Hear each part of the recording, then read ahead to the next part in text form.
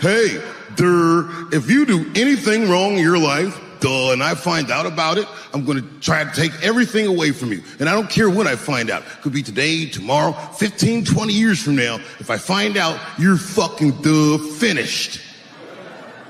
Who's that? That's you. That's what the audience sounds like to me. That's why I don't be coming out doing comedy all the time, because y'all niggas is the worst motherfuckers I've ever tried to entertain in my fucking life.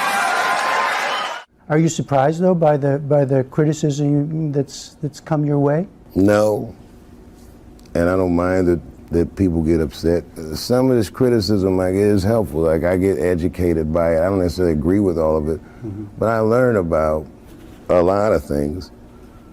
You know, just from my... I swear to God, this might be the noblest of professions. Robin Williams had a bar that I loved. He said, comedy is the only job you can have where you can use everything you know. And that's true. You can use more than you know. If you use what you think, use it. Don't be afraid. Don't let these bitch-ass niggas button your lip. Say it anyway. It took us 400 years to figure out as a people that white people's weakness the whole time was kneeling during their national anthem. That's a brittle spirit. That's right, nigga. On the rock, it's regular. Ah! Ah! What are you doing, nigga? Stand up! Comedy. Bad things happen to someone else. That's not necessarily funny. Look at it this way. I grew up in the crack epidemic. I tell jokes about it. I grew up in the crack epidemic, and now there's an opioid epidemic. Are they treating the opioid epidemic the way that they treated the crack epidemic? No, this is a national health emergency. When we were coming up, we were policed by the National Guard, addicts were criminals.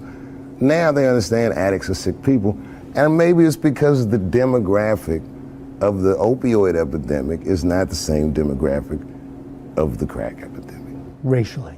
I mean, you're talking about race. Right, so now that your community is getting destroyed, is a whole nother ball game. And then it's a huge window of empathy. Oh my God, we can see each other. We both went through similar pain. But I'm just saying, everything's funny that happens to you is more about empathy.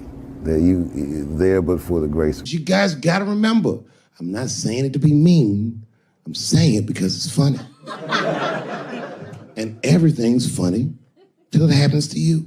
I'm not afraid of other people's freedom of expression. I don't use it as a weapon. It just makes me feel better. And I'm sorry if I hurt anybody, et cetera, yada, yada, yada. Everything I'm supposed to.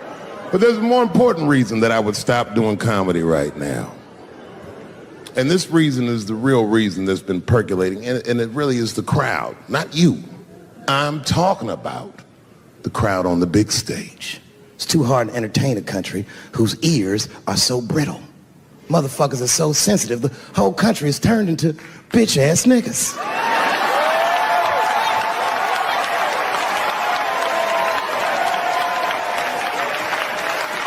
Everything you say upsets somebody. You know, I can remember when it all started. It was when I was doing Chappelle show. When I was doing Chappelle show,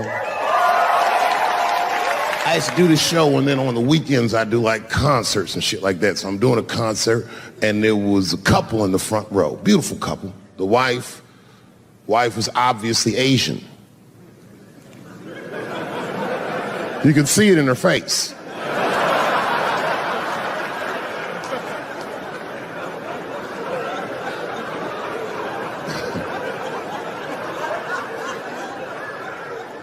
The husband, this motherfucker was mysterious, to say the least.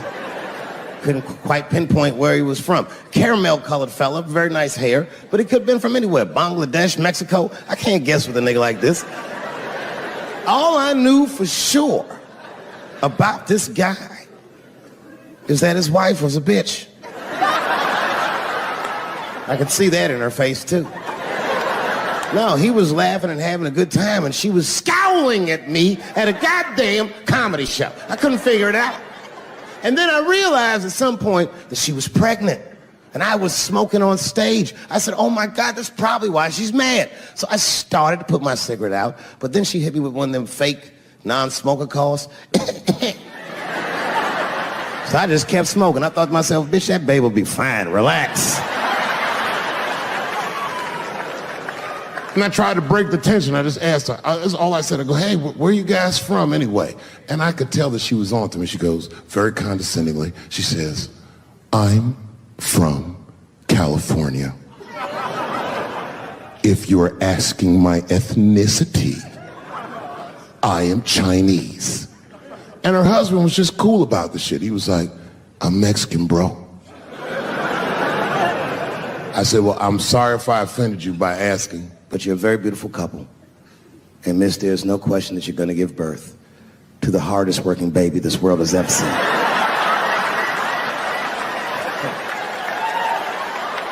That's not a bad joke. She got very upset. She got up to leave immediately. But she didn't just leave. She had to take one last dig at me on the way out. I will never buy one of your fucking DVDs again, Dave Chappelle. I said, ma'am, with all due respect, Chinese people don't buy DVDs.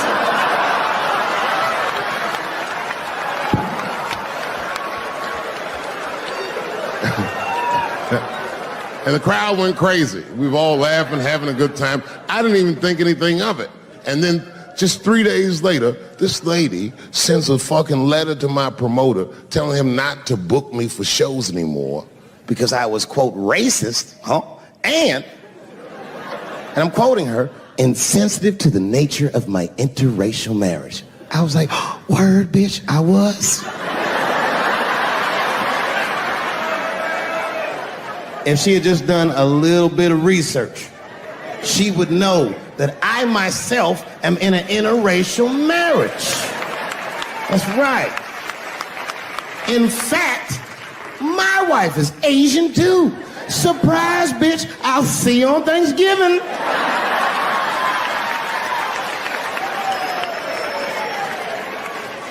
But my wife's not Chinese. She's Filipino. That's right. And our kids are Puerto Rican somehow, so there you go. I don't give a fuck about interracial marriage. In fact, you know what? My mother is half white. A lot of people don't know that. Well, all right, you were a little too excited, but okay.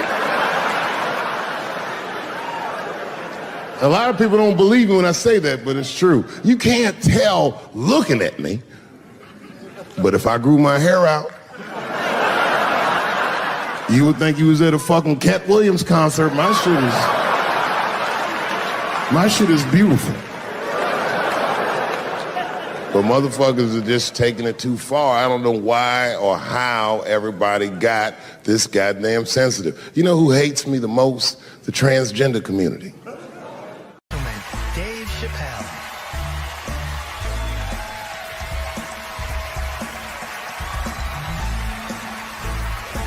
Vegas. Oh boy, I'm very nervous. No pressure. During the civil rights movement, I can't read what's on the teleprompter. Some about black America and white America. There's black Americans and there's white Americans. We're all one America. So if you don't mind, this is not live, is it? I imagine whatever I say, you could just edit it out. Let's try it a few ways. Lou, are you in the booth? I am. All right, good. You know what, Lou? Let's just play around with it and see if we can get it right and get this clip package on, and then let me go home. All right? You got it. All right. Ready? All right. Count me in. 5, 4, 3, 2, 1. Wu-Tang. I'm just with you, Lou. Let's do it again. We're gonna do it again. We'll get it right. Here we go, Dave. 5, 4, 3, 2. You know, when I was a comedian starting out in Washington, D.C., right here in this city, 1988, I'll never forget this. It was a comedy club owner that banned profanity from his comedy club. He said it offended his audience, and this was a cause of major concern for all the comedians in the circuit. And we all called a meeting, and we had the owners come, and it was the club owners, and it was the comedians. It was the classic labor dispute. The club owners laid out their case. There cannot be profanity in these clubs because that offends people. And there's a comedian who's still a good friend of mine to this day. He lives right here in Washington, D.C. He stood up and he said, he's black, I should tell you, because it's important to the story. He says, I use profanity because I live a profane lifestyle. He says, I don't have an insect infestation in my house. I have roaches.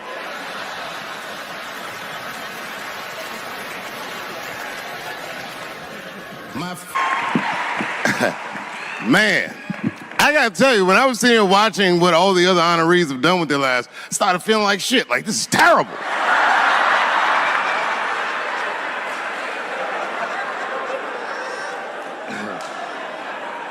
And then Bobo brought me up and started out good with that Ali picture, and then it just... But that coloring book that was in the picture, I know the Ali's are here, that coloring book, my mother has it. And Champ, he signed it. You know, the greatest, he signed it, Muhammad Ali. And his sparring partner was there that day. And his sparring partner signed it, said the next heavyweight champion in the world, Larry Holmes. And he was. And 2-year-old Dave Chappelle colored all in that shit and just ruined the book.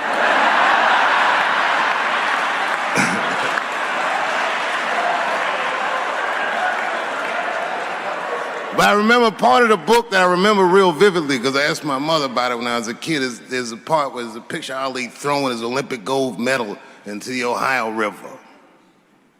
That's why it's so weird for me being here. You know, both my parents were very brilliant. My dad went to Brown in 1955. That's right. He told me at the time he was one of 3 black students. He said one of the guys got accused of a rape that he probably didn't commit. And the other guy killed himself, and Dad said, and I left. And see, that's what makes us Chappelle's great. We know when to quit.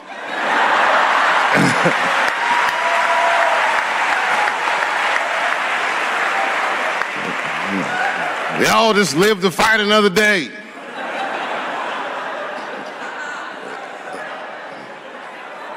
I gotta say, I'm very honored to be here, and I'm very honored to be here with the other honorees. Really, I'm like very humbled by you all, the work that you do, and you all make me want to be better. All of you.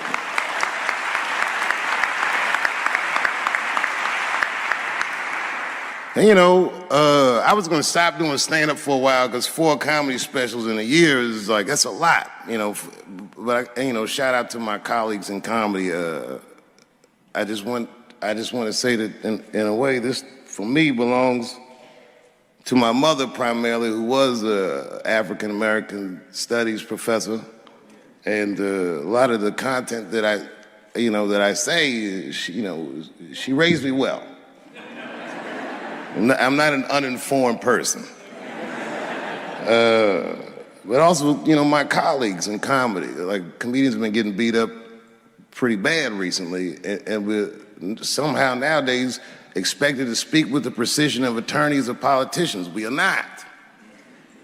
I always think of James Baldwin. You know, James Baldwin was one of my favorite writers because he managed to tell white people what they feel like to be around.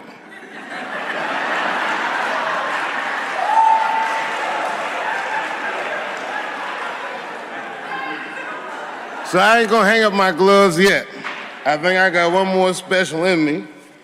So to quote Baldwin, God gave Noah the rainbow sign. It's no more water, it's the fire next time. Thank you very much. Boy, this comes as a complete surprise.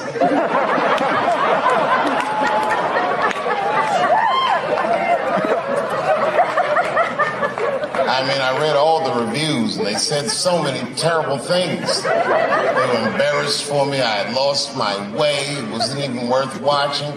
I hope all you critics learn from this. This is a teachable moment. Shut the fuck up forever.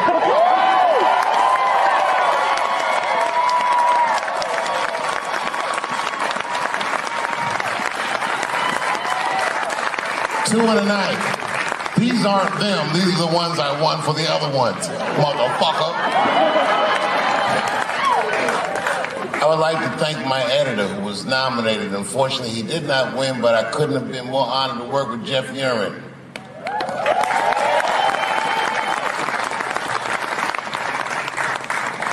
Stan Lathan has been directing television since 1968. Any show that I watched when I was growing up, he directed it. From Sesame Street to Sanford and Son to Good Times to Everything Black. And finally, you motherfuckers finally gave him an Emmy tonight. He deserves so much more, but I'm glad you came around.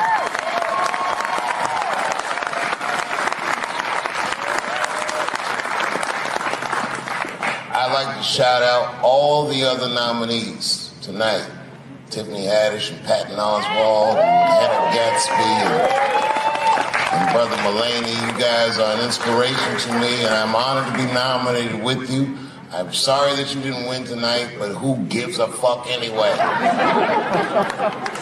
It's a special night because comedy gets to be itself. It's all we've ever wanted. I hope the war is over. We good?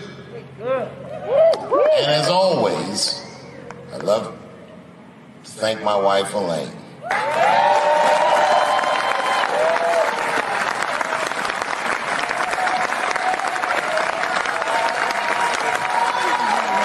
That's right.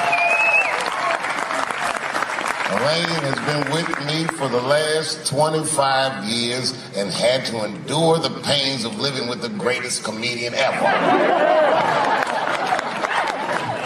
See you on Monday. Thank you very much. Good night. Thank you. Thank you. I like not knowing what's going to happen. I like making memories. Sometimes I do all this crazy shit around my colleagues just so that they can tell their friends I did it. But rather than talk about myself, just briefly, I want to just talk about my genre. Stand-up comedy is an incredibly American genre.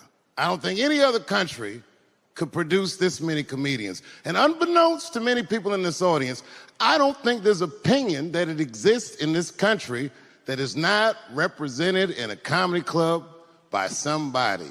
Each and every one of you has a champion in the room. We watch you guys fight, but when we're together, we talk it out. I know comics that are very racist, and I watch them on stage, and everyone's laughing, and I'm like, that motherfucker means that shit. Don't get mad at them, don't hate them. We go upstairs and have a beer, and sometimes I even appreciate the artistry that they paint their racist opinions with. Man, it's not that serious. The First Amendment is first for a reason. The Second Amendment is just in case the first one doesn't work out. We gotta let some air out of the ball, man. The country's getting a little tight. It doesn't feel like it's ever felt in my lifetime. So tonight, I am honored that my colleagues are here in comedy and in music.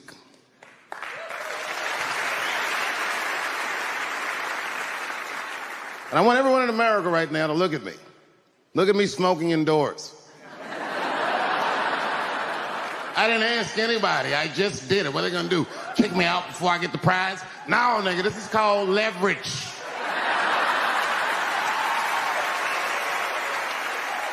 The thing that I liked best about tonight was that I saw so many people from different parts of my life, like friends that I grew up with here in DC, friends of mine from Ohio then and now, friends of mine from comedy clubs, all the fucking musicians that blew my mind. You guys have no idea how you inspired me. I want to give a special shout out to my OG, Tony Woods. Miles Davis has a quote.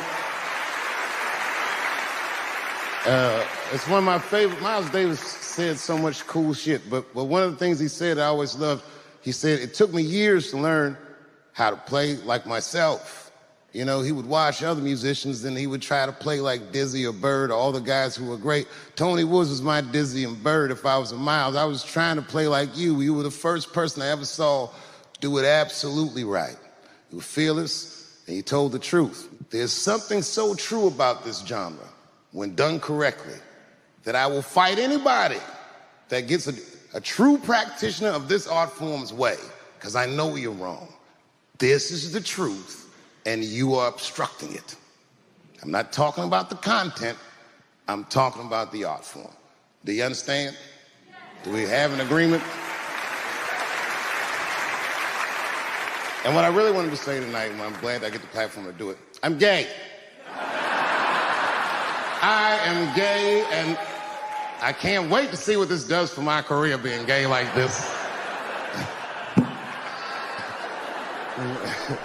So many special shout outs. One of the main architects of the comeback of the century, my brother and my mentor, the mighty Stan Lathan.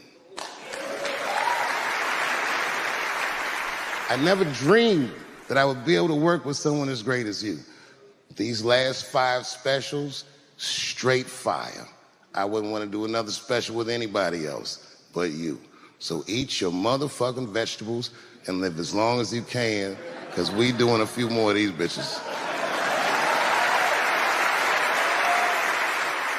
Neil Brennan, your speech made me cry, because it reminded me of all those hard days of work and all that money I never got for it.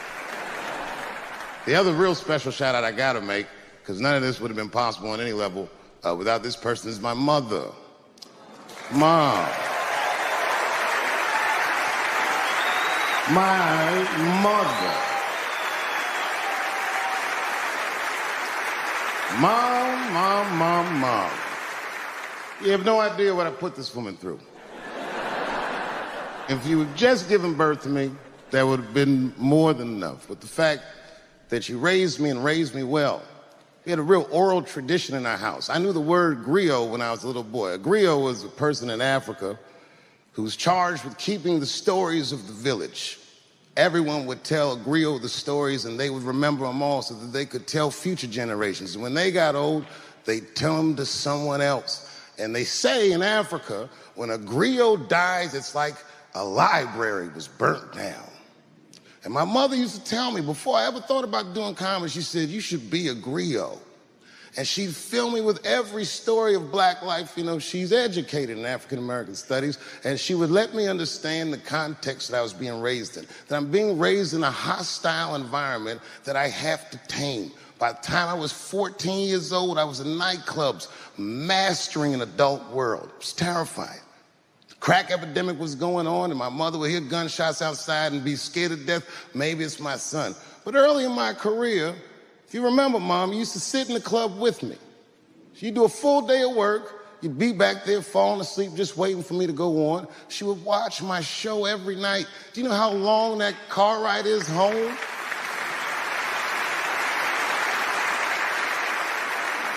How many of you have ever heard your mother say, pussy jokes were a little too much tonight, son?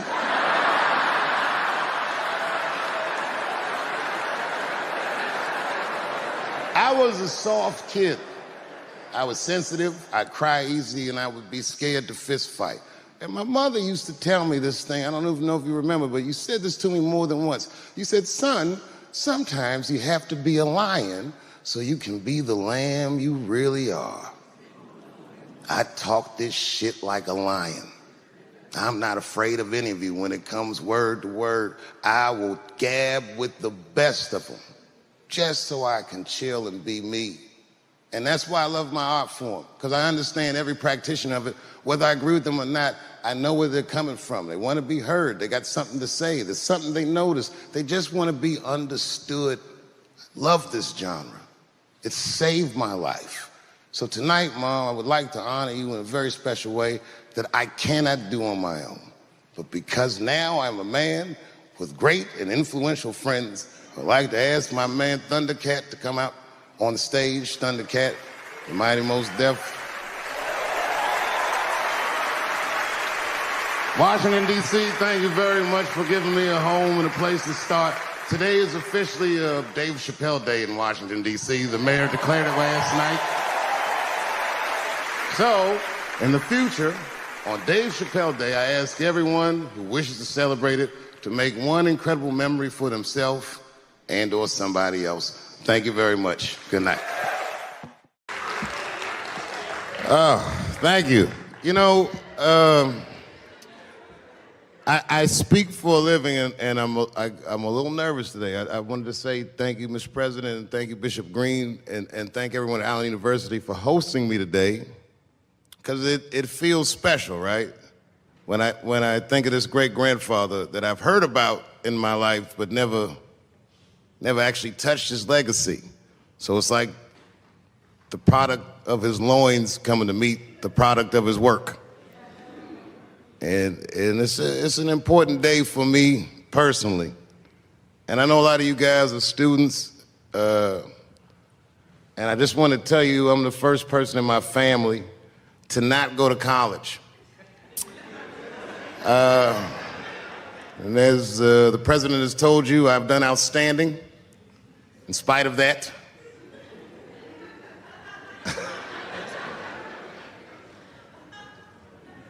But one thing I did want to say, and one thing today just made me think about, for all the things that I've done, I'm most renowned for what I didn't do.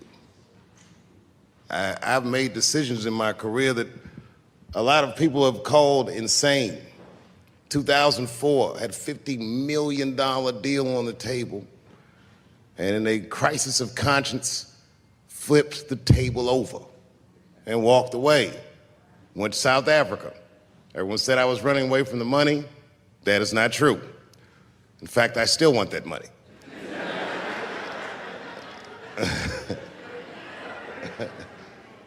The idea that I wanted to just share with you guys is the idea that sometimes you do what you think is best, whether anybody understands it or not.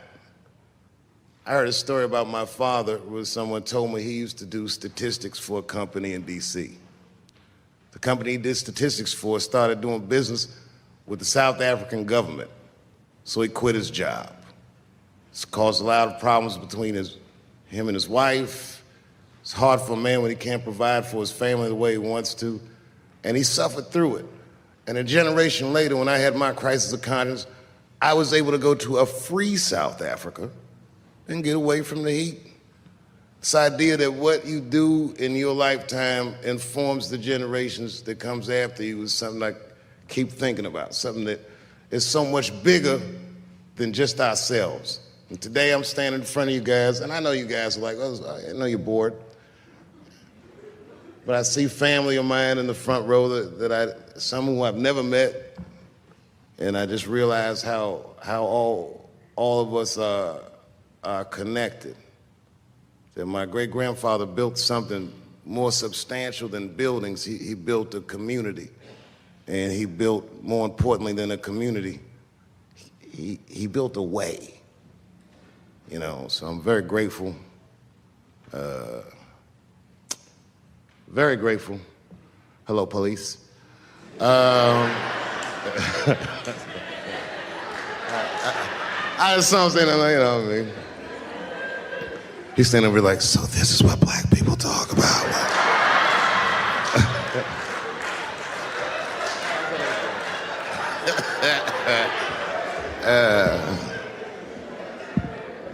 I just want you guys to remember, you know, that right now there's this thing where ethics aren't what they used to be. This idea that people are trying to replace the ideas of good and bad with better or worse. And that is incorrect. You gotta keep your ethics intact because good and bad is a compass that helps you find the way. And a person that only does what's better or worse is the easiest type of person to control. They are a mouse in a maze that just finds the cheese. But the one who knows about good and bad will realize that he's in a maze. So, that being said, I just hope that all of you guys transcend whatever you see as your obstacles, and that you live outstanding lives, and that you stay connected to your communities because you have so much power there, and that you grow your communities and you diversify your communities, and that you don't let anybody tell you you can't or to be afraid. It's okay to be afraid because you can't be brave or courageous without fear. The idea of being courageous is that even though you're scared, you just do the right thing anyway. So in 2004, I walked away from $50 million, and in November, I made a deal for $60 million. So,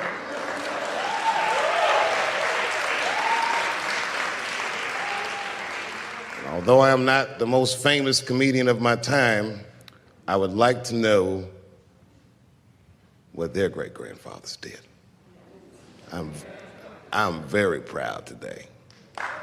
Thank you very much.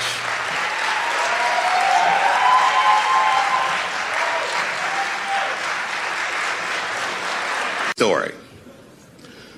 I started doing stand-up comedy when I was 14. I'll never forget the first time I was on stage. The guy that introduced me was a guy named J.T. Newton. I'm 47. I can close my eyes and remember the introduction like it was yesterday. It went like this. Ladies and gentlemen, this next young man coming to the stage is starting his comedy career tonight. Who knows? We may be witnessing the birth of a star. Please welcome David Chappelle.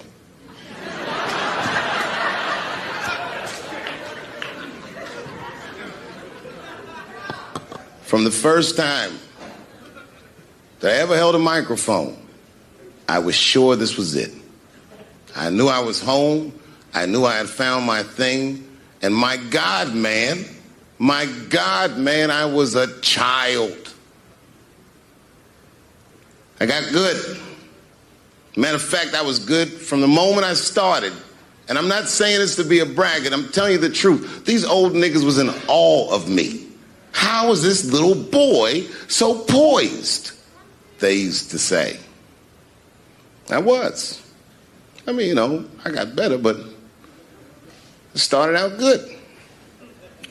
About a year into it, when I was 15 years old, I had written a joke during the AIDS epidemic about having a Goodyear condom. Something, I don't even remember the joke. Something about an industrial strength condom by Goodyear. I just remember all the comedians really liked that joke. And there was an older comedian. And he came to me one night after the show, after he saw the joke, and he said, listen, I got an audition at another comedy club, and I was wondering, do you mind if I do that joke? I just want to borrow it. Now, I'm a kid. I don't know any better. I'm like, borrow it? Well, I guess, sure, if it'll help your career. I let him do the joke. And then weeks later, I was waiting to go on at a comedy club, and he went on before me, and he did the joke. And after the show, I pulled him aside and I said, hey, man, I don't mind you borrowing my jokes, but you gotta give them back. He said, oh, I forgot to ask you. He goes, let me buy that joke from you for $50. And I said, man, I'd do it, but I'm just starting out. I need all the material I can get. The idea being that the more material I can accumulate, the faster I'll be able to make money for my work. I said, I can't do it. I want my joke back. I'll never forget this. Remember, I was a 15-year-old child. This guy was a grown-ass man. He stood up over me so I could see how big he was. And he said to me, really? I can just take it. And he did. I got scared because I was a child. But I never forgot that. I never forgot that. I was 15 years old. I'm 47 now. I think about this guy all the time. When I look at my own kids and I see how young and innocent they are, I can't believe someone did that to me. And I don't think about it every day because that was the worst thing that happened to me. I think about it every day because that was the first time that someone ever did that to me. But in my career, it has happened many, many times since, where someone would intimidate me or scare me and take something that I believe was mine. I'll tell you another story. Now I'm 18 years old. I'm living in New York City, and I just finished my first road tour, which was a very difficult tour. I'll spare you the details. Now I'm back in New York, but my rent is paid, thank God. And I have $60 to my name, and a woman that I had met in Pittsburgh, a bad Dominican bitch,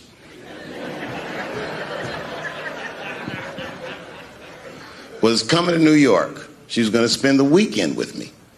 I couldn't wait for her to get there. She was coming that evening. But remember, I only had $60 for a whole weekend to entertain a bad bitch.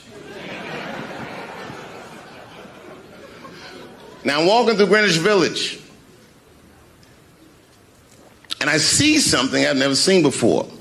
3-card Monte. You know what that is? Yeah, the guy had the whole thing. The table was set up, and he had the 3 cards, and the crowd was hooting and hollering, and he was like, find the red card, find the red card, and people were playing. Sometimes they win, sometimes they lose, but it was really exciting, and I'm standing there watching it, and I noticed while I'm watching them play this game that the red card, the one you're trying to find, had just a little bend on the corner. And I'm watching it, and I'm like, yo, this guy doesn't seem to know that red card is bent. I'm going to beat this motherfucker. And I walked up to the table, and I said, let me play a hand. And I put my last $60 on that table, and he starts to shuffle and find the red card, find the red card. And I kept watching that bent card go around the table, make sure I kept my eyes on that bent card. And when he stopped shuffling, and he said, find the red card, I pointed to it with confidence. Here it is right here. And he flipped it over, and it was black. And he took my money. I couldn't fucking believe that. How did this nigga do that? Was that magic or sorcery? I was confused. So you know what I did? I sat there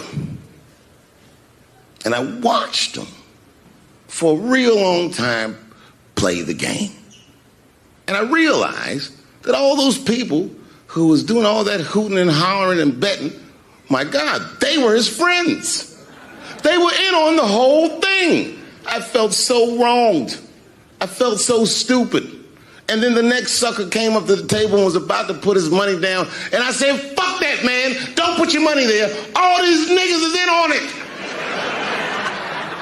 It's a trick. And when I said that, the guy that was dealing, and this motherfucker was huge, snatched me up by my collar. Feel how strong he was when he grabbed me. I was a skinny little guy. And he was gonna maul me. And the only reason he didn't, I'm sure, is because he saw the fear in my face. And that fear, he looked at me. I saw his eyes go from hard to soft. He softened. Then he looked at me like the way a father would look at a child. And he said to me, young man, don't ever come between a man and his meal. I never forgot that either. Most niggas would have to run the streets for years to learn a lesson that profound. It took me 2 seconds. Never get between somebody and their paper. Taking a man's livelihood away from him is akin to killing him. Do you know why Prince, the famous rock star that was a friend of mine, do you know why he called himself the artist when he came back? He calls himself the artist because that's what they call us in our contracts. Oh, these contracts are crazy. You should hear the terminology they say in these contracts. To use your name and likeness in perpetuity throughout the universe. Who the fuck could possibly know what that means? Nobody does. It's so complicated, in fact, that when you're a kid like me, you have to hire somebody to tell you what that means. And you sit down at a table and you do the contract game. And that's how I got with Comedy Central. I signed the contract. But I signed the contract the way that a 28-year-old expectant father that was broke signs a contract.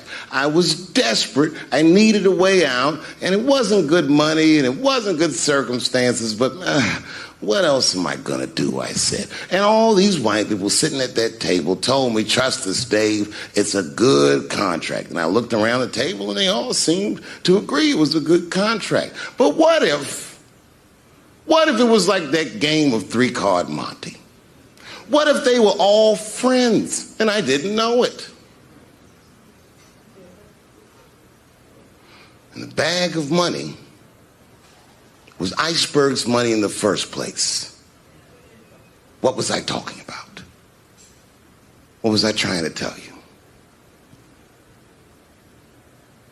Last week, 2 weeks ago, whenever it was, I call Lauren Michaels and I tell him, okay, I'll do it. I'll do Saturday Night Live on election night.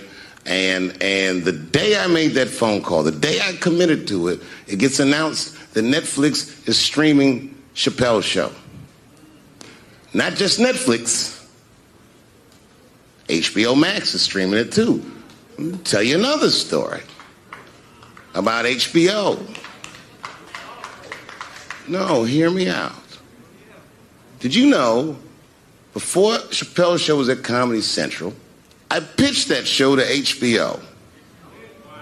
I told them what I wanted to do.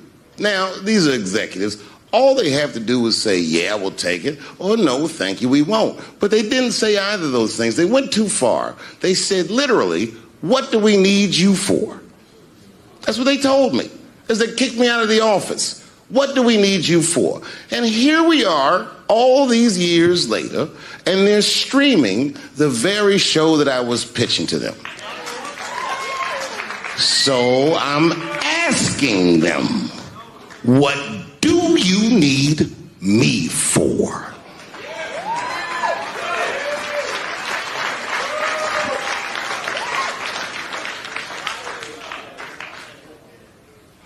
People think I made a lot of money for Chappelle's show. When I left that show, I never got paid. They didn't have to pay me because I signed the contract. But is that right? I found out that these people were streaming my work, and they never had to ask me, or they never had to tell me. Perfectly legal because I signed the contract. But is that right? I didn't think so either. That's why I like working for Netflix. I like working for Netflix because when all those bad things happened to me, that company didn't even exist.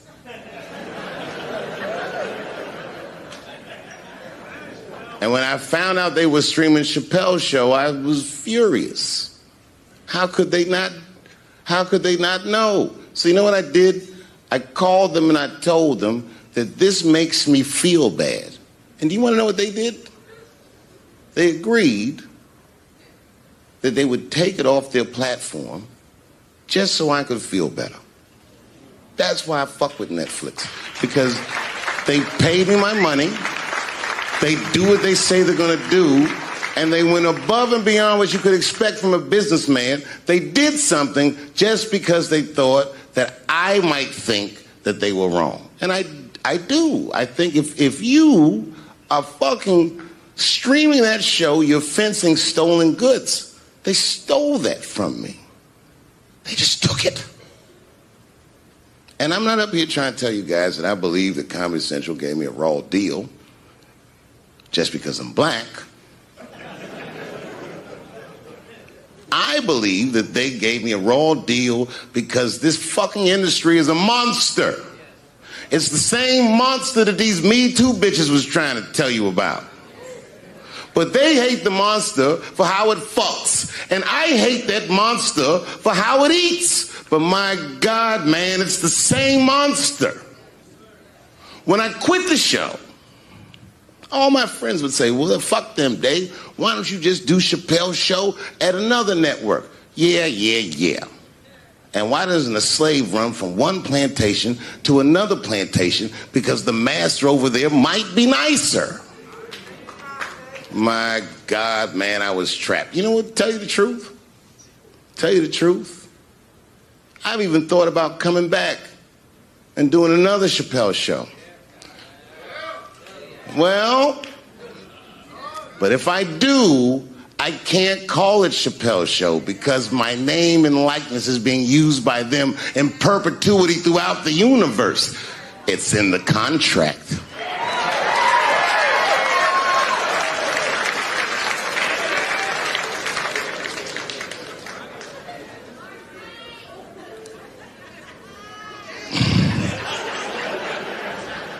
You're not supposed to do this in my business. I'm up here doing something that nobody else in this business has the balls to do.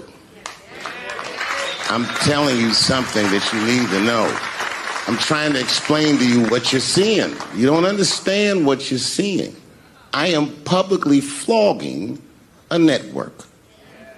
And I know that this network niggas, they watching me and they saying, why are you doing this so publicly? Doesn't feel good to be flogged publicly. Oh, believe me, I know.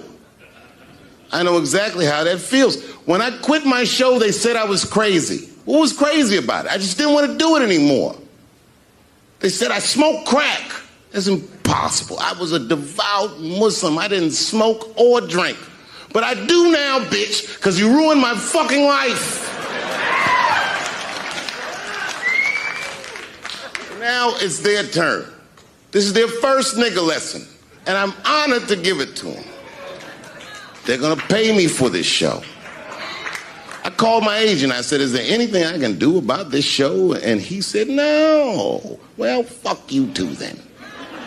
If you want something done right, I guess you gotta do it yourself. So I'm not going to the agents. I'm coming to my real boss. I'm coming to you. I'm begging you. If you ever liked me, if you ever think there was anything worthwhile about me, I'm begging you, please don't watch that show. I'm not asking you to boycott any network. Boycott me. Boycott Chappelle's show. Do not watch it unless they pay me.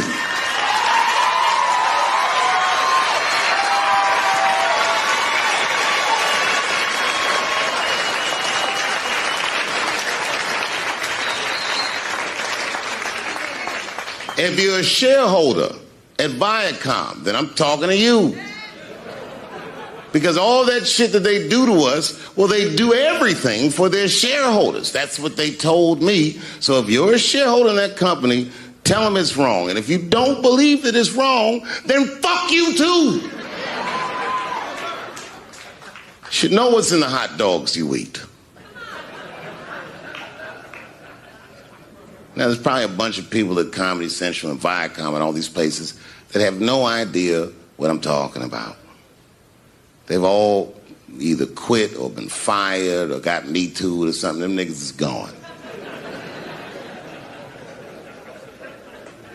And there's a whole bunch of new young people there, and they're probably looking like, what is he talking about? They may not actually know what the fuck happened to me. So I'll tell you what I'm talking about. Go downstairs to your accounting department, open the books, see what that show made, and look at what you paid me. That's exactly what I'm talking about. You're going to pay me. I am inviting you to come with me and work with me.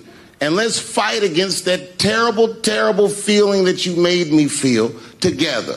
We can fight together and work this thing with Chappelle's show out. Or I can just take it. Okay. Before I did Killing Them Softly, when I was 22, HBO gave me the biggest opportunity of my life at that time. They gave me a half-hour special, but this shit was not like a special, you know what I mean? It was like, it was generic. It didn't even have a title. It was just Dave Chappelle. And I shot it in San Francisco.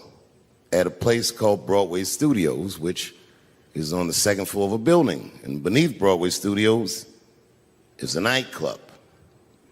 And the special was only supposed to be 30 minutes. And I got ready, I practiced, I did all the shit I was supposed to do.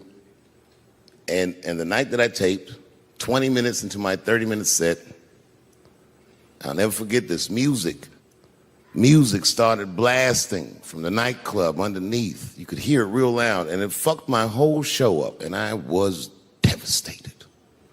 I was a young man. I really believed in what I was doing, and I thought that my dream had been killed. So when I got off stage, I ran down the steps to the alley behind Broadway Studios, and where the control trucks are parked, and I kicked that motherfucking door open, and I started yelling at all the producers. I was nobody in show business, just a guy that believed in us. I said, man, you fucked everything up. That fucking music, what the fuck were you thinking? And there was a guy who was a big-time producer, I ain't saying no names, and he stood up, and he said, hey, kid, sit the fuck down. He said, we didn't ruin anything. He said, we made a deal with that nightclub to not play music, and they didn't honor the deal. And I said, who didn't honor the deal? And he pointed to a guy. I'll never forget it. It was an old white man sitting in the Ford Taurus by himself. And he said, that guy right there. And I didn't waste no time or ask no questions. I went to that Ford Taurus, and I beat on that window, and I said, open the door, motherfucker, I want to talk to you. And that old man looked at me for 1 second and wisely drove the fuck off. And left me in the alley cussing at anybody who would listen. And 2 minutes later, literally 120 seconds later, couldn't have been any more than that, the doors of the kitchen in the alley of that nightclub underneath Broadway Studios flung open. And that old man was standing there, that same old man with reinforcements. He had 2 big goons with him, and he looked at me, he was calm as a cucumber. He said, you, come here. I want to talk to you. I didn't know anything about the streets at this age. But I found out later in my life that these men were Russian mobsters. And I don't know what you guys know about the Russian mob, but these are the niggas that killed Denzel in Training Day.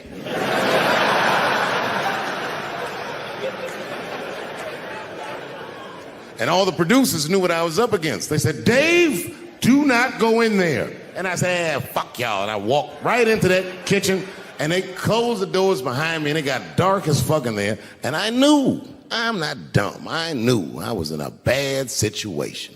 But you have to understand, I believed in what I was doing, and I didn't give a fuck. I just kept cussing at these motherfuckers, telling them how they ruined my life. And that old man couldn't believe that I was talking all this shit.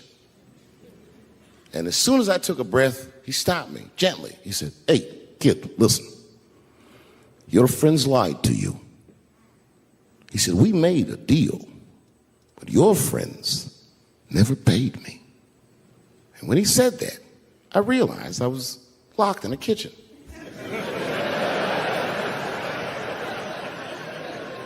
I realized he was telling the truth, which would make me wrong. And the very moment that I realized I was wrong, for the first time, I was afraid. You see, it's a funny thing if you believe you're absolutely right. You can get drunk off the feeling of how right you are. That's why gay people are so mean.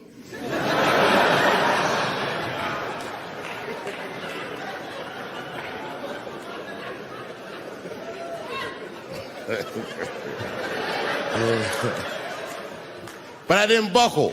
You guys would have been very proud of me. I was scared, but I didn't buckle. I said, well then, sir, I owe you an apology. But I believe that no matter what reason that music was playing, it ruined my life. And that old man looked at me with sympathy in his eyes. And he walked over to me and he gently placed his hand on my cheek, which I gotta tell you, is a very emasculating thing to do. I was standing there looking at this nigga's hand on my cheek like,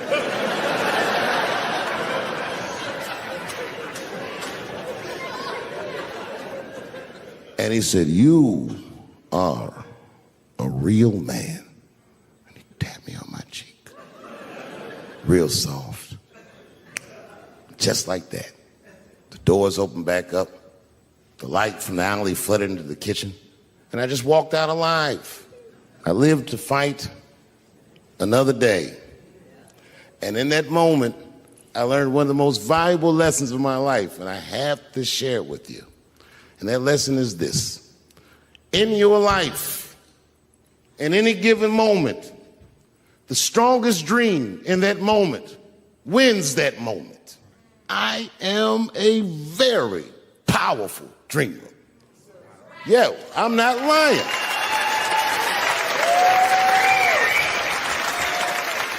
I dreamed tonight, this very night, as a 14-year-old boy, and I am living it as a 50-year-old man. My dreams are very strong.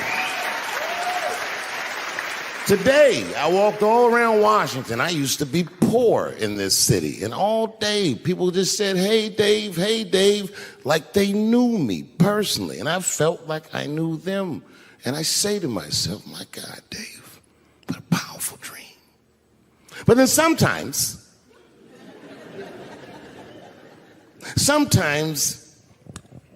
I feel regular. Feel like myself. Maybe I'll smoke some weed and be at some nightclub and feel shy. But I'll look across the nightclub and I'll see some guy that no one's ever heard of. But this nigga worked all week and got bottle service. And his bitches bringing Moet with sparklers to him. And I picture in my mind he's Persian. He's doing some kind of weird Persian dance. And he got 6 bitches at his table because he got so much liquor, and they all call him saying, go Cena, go Cena. And I'll be looking across the room like, oh my God, I'm in that guy's dream. I can hear him telling his friends, hey, how was the club last night? Man, that shit was fantastic. I had bottle service. I seen Dave Chappelle across the club looking at me like, ooh, who was that? And that's the trick to life. You have to be wise enough to know when you were living in your dream. And you have to be humble enough to accept when you're in someone else's. It's why I don't judge between Will Smith and Chris Rock. Because you guys look at them as big ideas, but I look at them as fellow dreamers. I can't judge between them because I see myself in both of them. I am Will Smith. I am the man that cannot take it anymore and will slap the shit out of the next person that says a cross word to me or somebody that I love. And I am Chris Rock. I am the man that can get slapped in front of the whole world and keep my composure so I don't fuck anything up. That is what men do. Men make boundaries. Men enforce boundaries. And men test boundaries. And no man tests more boundaries than a trans man.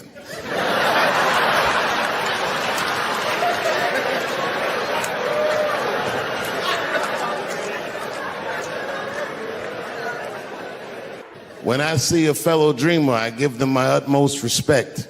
Even if I don't understand what their dream is. I know a dreamer when I see one. And I've met many powerful dreamers in my life. None more powerful than a man who calls himself Little Nas X. I met this nigga at a party. I had no idea who he was. But the minute he walked in that party, I knew I was in his dream. Everybody in the party was another dreamer. Everyone was famous, but when that nigga walked in, he was dressed like C-3PO. He was shining.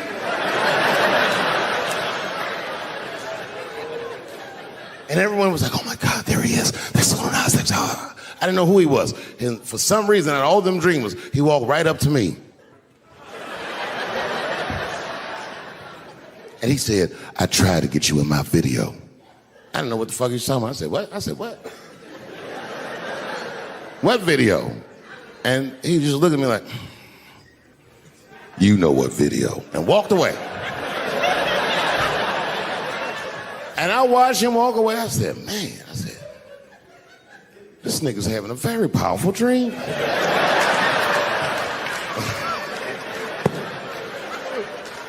You know what it reminded me of? It reminded me of when we was in grade school. Remember in grade school, the teacher would ask everybody what they want to be? Timmy, what do you want to be when you grow up? And Timmy acted like he had an idea. He'd stand up, he'd say, I want to be a fireman. And the teacher would say, Timmy, that is a beautiful dream. But Timmy didn't mean it. Timmy said he wanted to be a fireman because deep down, Timmy's attracted to fire. And by the time he's 14 years old, this nigga's a full-blown pyromaniac, playing with kerosene and matches like a goddamn expert. And then one night he goes downtown with his buddies, fucking around with fire, and burns a warehouse down. And he doesn't know it, but there's 13 migrant workers from El Salvador, and they're in that motherfucker. They get trapped, and then they die in the fire. Isn't that a tragedy? It was an accident. He's only 14 years old, but he's black. So they try him as an adult. And Timmy ends up spending the rest of his life in jail. Dream deferred. Burp, burp.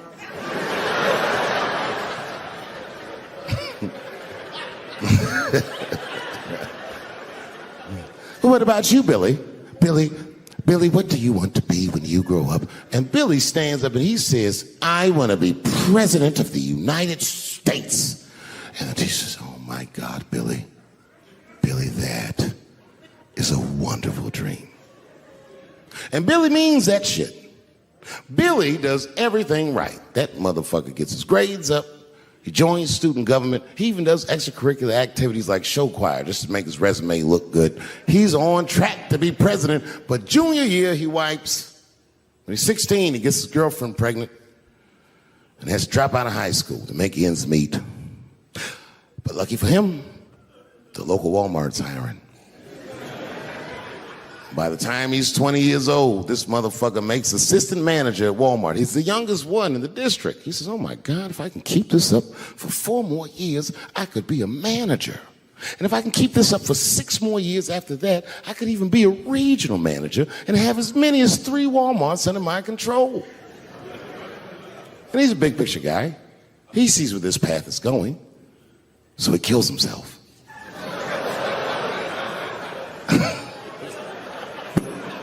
Burp, burp.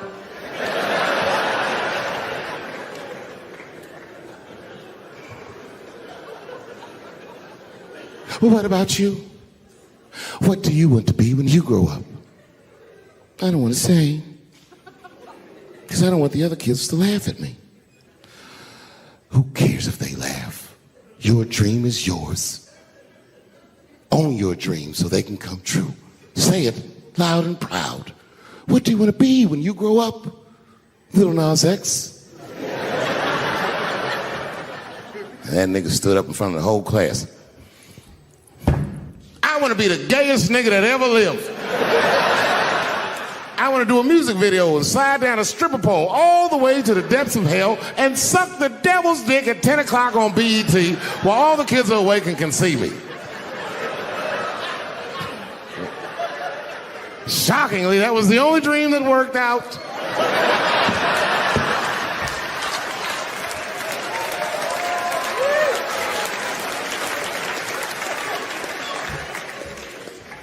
That's why I'm here tonight in the city where I built the dreams that I live. Because I wanted to tell you all that they came true. And I wanted to thank you all for making the man that I am today.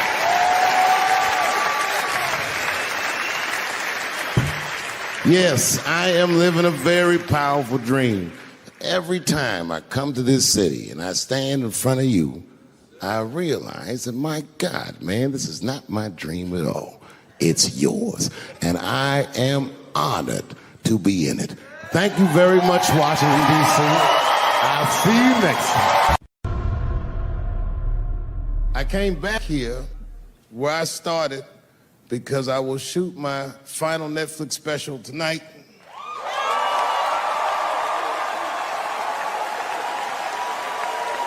That's right. And after this shit, it's time to make America wait again. I've done too well.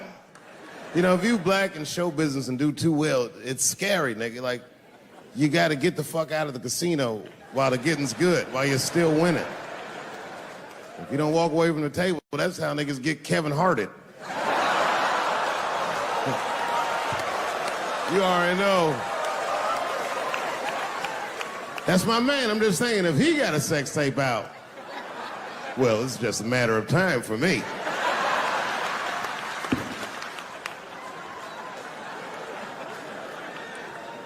But you know why I be thinking sometimes I want to stop doing comedy? And you know, I don't want to sound like a braggart saying this, but the real like reason I want to stop is because I'm too goddamn good at it.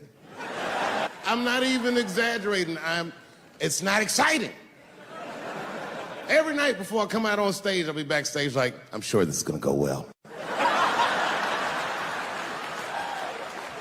And it always does.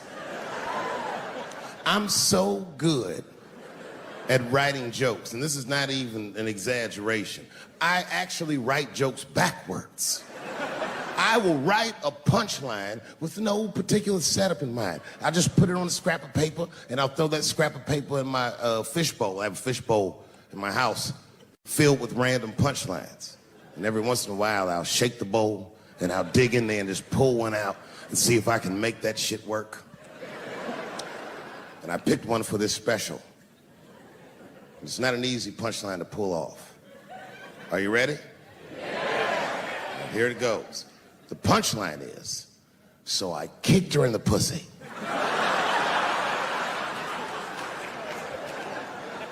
I haven't finished the joke yet. I just know whatever happens in the beginning of the joke, at the end of the joke, for some reason, I'm gonna kick somebody in the pussy. And it's going to be hilarious. And you know what's weird? I've always remember a time when I wasn't. You know, when I was growing up, I was probably about 8 years old, and at the time, we were living in Silver Spring. Yeah. Yes. Common misconception about me in D.C. A lot of people think I'm from the hood. That's not true. But I never bothered to correct anybody because I wanted the streets to embrace me. As a matter of fact, I kept it up as a ruse. Like sometimes I'll hang out with rappers like Nas and them, and these motherfuckers will start talking about the projects. Yo, it was wild in the PJs, yo. And I'll be like, word, nigga, word. But I don't know. I have no idea. My parents did just well enough so that I could grow up poor around white people.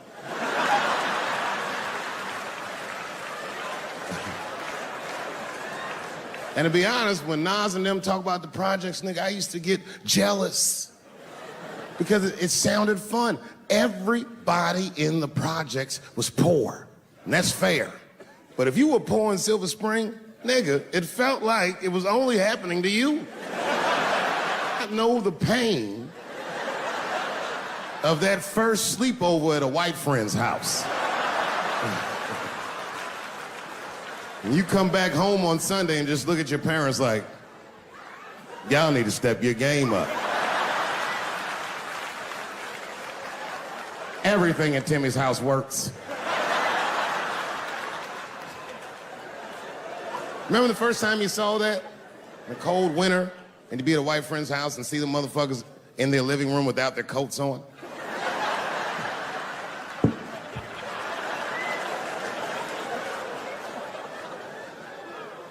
Timmy was one of my first white friends, like, in my life, man. He's a good dude, too. He moved to Silver Spring from Utah, of all places. I guess his family was affiliated with that Mormon church they got down there. And me and him used to hang out. And one day I was at his house, we were just hanging out, and Timmy says, Dave, why don't you stay for dinner tonight? I said, oh, man, I'd love to, but I can't. If I'm not home before dark, my mother will kill me. That was a lie. My mother had several jobs. I hadn't seen her in like 3 or 4 days. At that point in my life, it was my experience that white dinner wasn't delicious.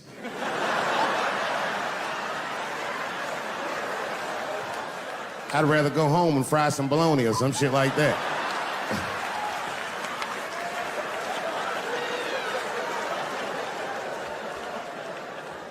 But then old Timmy threw me a curveball I wasn't expecting. He said, "Oh, it's too bad you can't stay, Dave, because Mom made stovetop stuffing." I said, "What the fuck? Stovetop?" Well, hold on, nigga. Let me make some phone calls real quick. I had seen that commercial so many times. I had dreamt of getting my hands on some of that stovetop stuffing.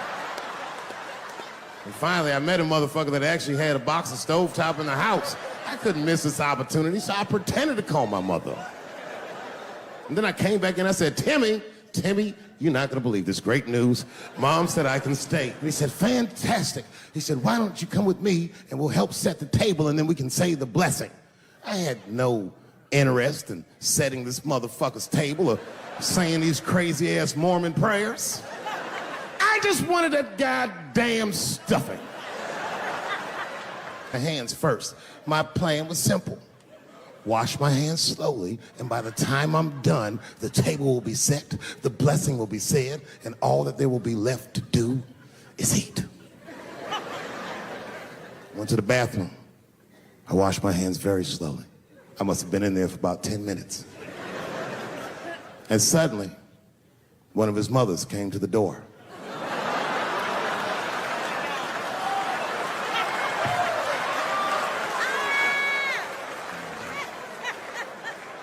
She was like, hi, David, right? I said, yes, ma'am. She said, Timmy tells me that you're planning on staying for dinner. I said, I hope that's not a problem, ma'am. She says, no, it's no problem. In fact, we'd love to have you. It's just that we weren't expecting company. And I'm afraid there's not enough stovetop stuffing for everybody. So I kicked her in the pussy. Bam! Ladies and gentlemen, I told you I'm dope, nigga. I told you what I was gonna say and you still didn't see it coming. And that's why I make the big bucks.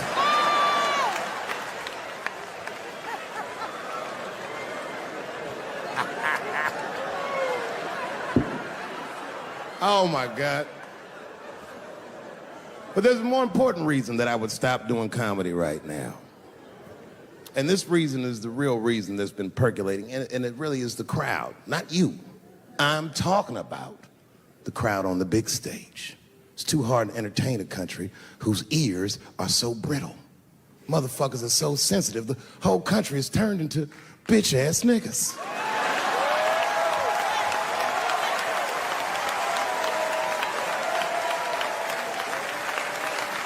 Everything you say upsets somebody. You know, I can remember when it all started. It was when I was doing Chappelle show. When I was doing Chappelle show, I used to do the show, and then on the weekends I do like concerts and shit like that. So I'm doing a concert, and there was a couple in the front row, beautiful couple. The wife was obviously Asian. You could see it in her face.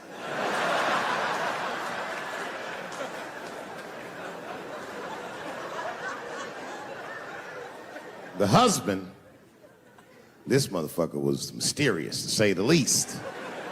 Couldn't quite pinpoint where he was from. Caramel-colored fella, very nice hair, but he could have been from anywhere. Bangladesh, Mexico. I can't guess with a nigga like this. All I knew for sure about this guy is that his wife was a bitch. I could see that in her face, too. No, he was laughing and having a good time, and she was scowling at me at a goddamn comedy show. I couldn't figure it out. And then I realized at some point that she was pregnant, and I was smoking on stage. I said, oh my God, that's probably why she's mad. So I started to put my cigarette out, but then she hit me with one of them fake non-smoker calls. So I just kept smoking. I thought to myself, bitch, that babe will be fine, relax. And I tried to break the tension. I just asked her. That's all I said. I go, hey, where are you guys from anyway? And I could tell that she was on to me. She goes, very condescendingly, she says, I'm from California. if you're asking my ethnicity, I am Chinese. He was like, I'm Mexican, bro. I said, well, I'm sorry if I offended you by asking, but you're a very beautiful couple. And miss, there's no question that you're gonna give birth to the hardest working baby this world has ever seen.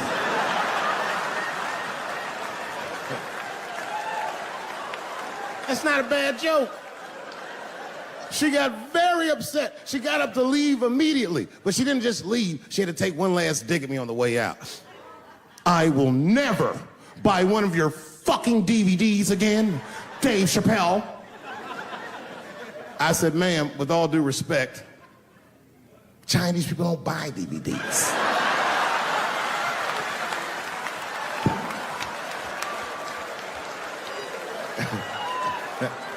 And the crowd went crazy. We were all laughing, having a good time. I didn't even think anything of it.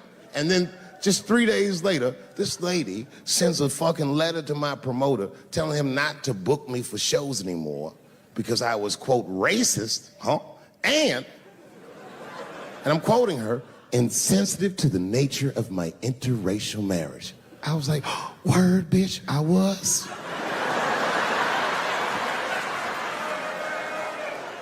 If she would know that I myself am in an interracial marriage. That's right. In fact, my wife is Asian too. Surprise, bitch, I'll see you on Thanksgiving.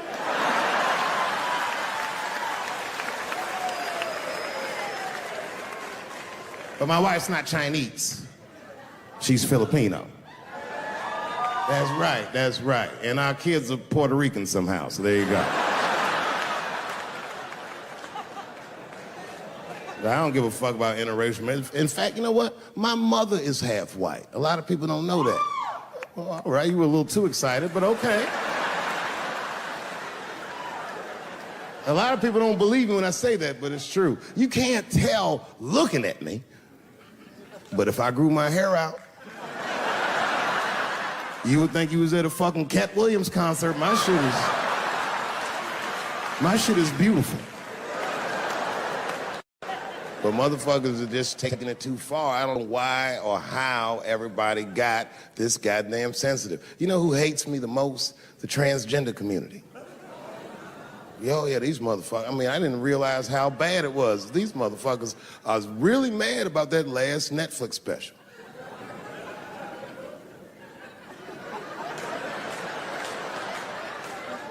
It's tough, man. I don't know what to do about it because I like them. I always have. Never had a problem with them.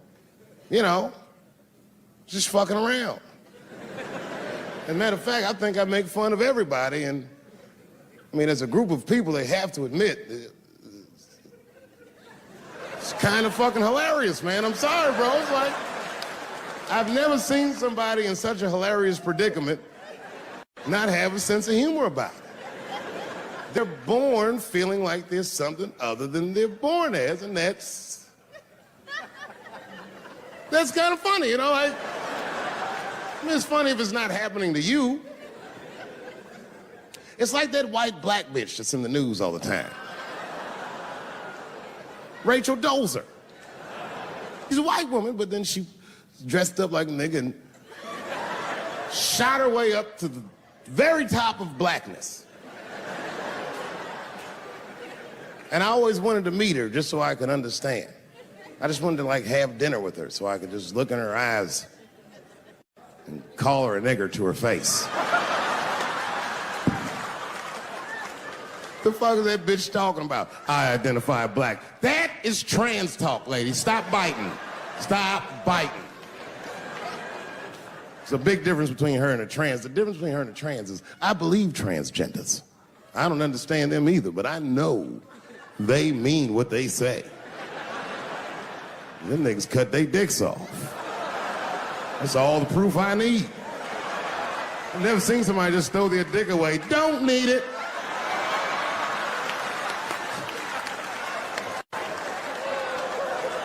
I don't understand, but I believe you and I support your decision, motherfucker. But how far is Rachel willing to go?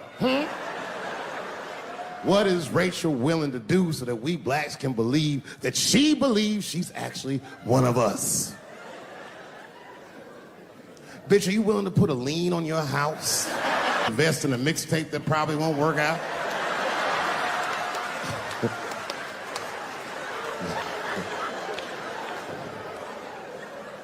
She didn't even change her name. Didn't even change her name. Her name is Rachel. I can't believe in that name. If you want my support, you're gonna have to change your name to the blackest shit I've ever heard.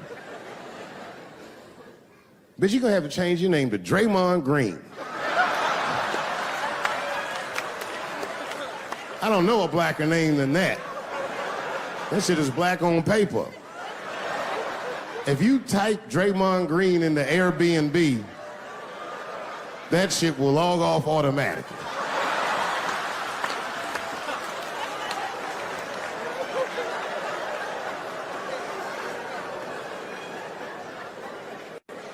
Yeah, people get mad, bro. People get mad about everything I say. I was doing a show. I was in Portland, Oregon, and I was checked in a hotel under the name Charles Edward Cheese.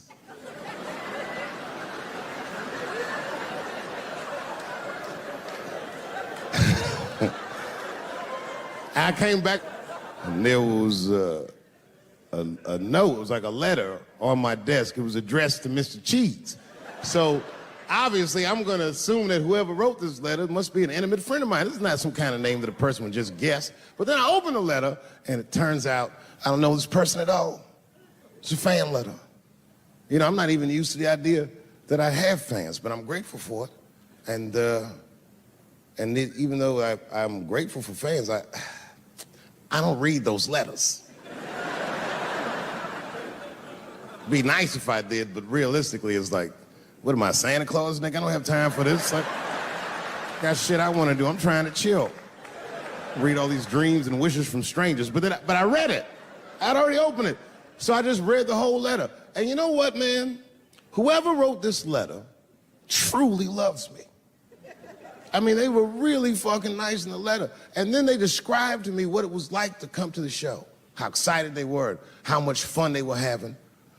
And then they said that when I got to my jokes about transgenders, that they were, quote, devastated. Because it turns out that whoever wrote the letter was transgender. Now, I'm going to be real for a second. You got to understand, I never feel bad about anything I say up here.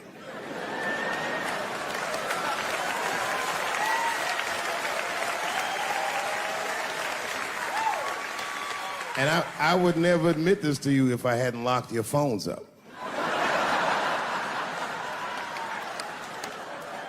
But it was the weirdest thing. Like, when I read this letter, this shit made me feel bad. I didn't feel bad about what I said, you understand? I felt bad that I made somebody else feel bad. To be honest, I don't even know what I said that upset that person. I have so many transgender jokes.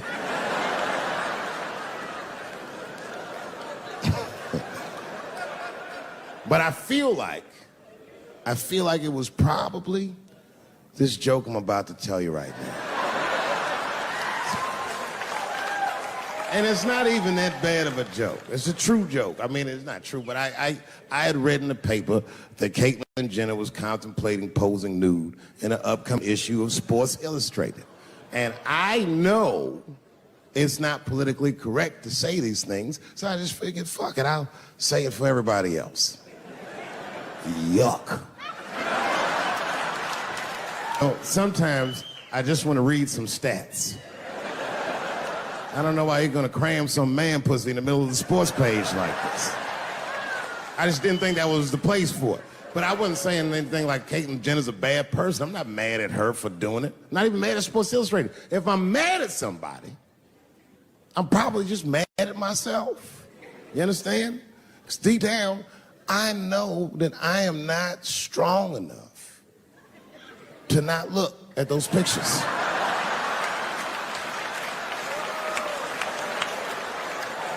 And I don't think I'm ready to see what she's trying to show me. So Caitlyn, God damn it, if you go through with this thing, bitch, you better go hard or go home. I want you to go all the way. Hustler style. Do you know what hustler style means, miss? That means spread the lips.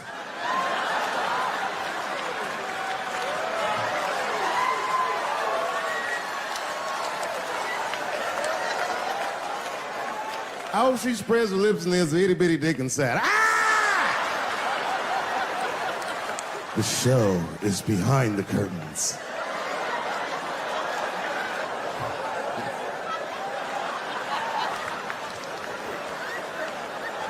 I don't know what I said that upset that person. But I'm gonna tell you something.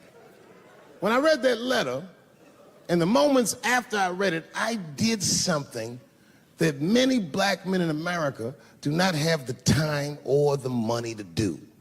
I thought about how I felt.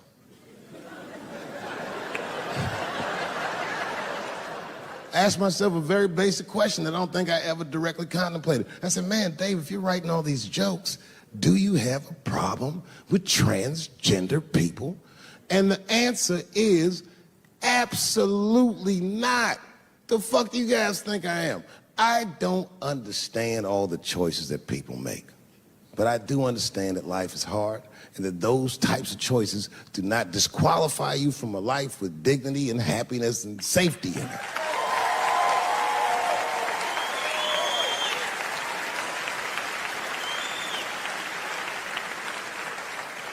But if I'm honest,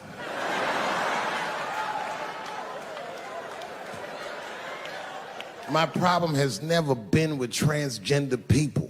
My problem is transgender people. I just feel like these things should not be discussed in front of the blacks.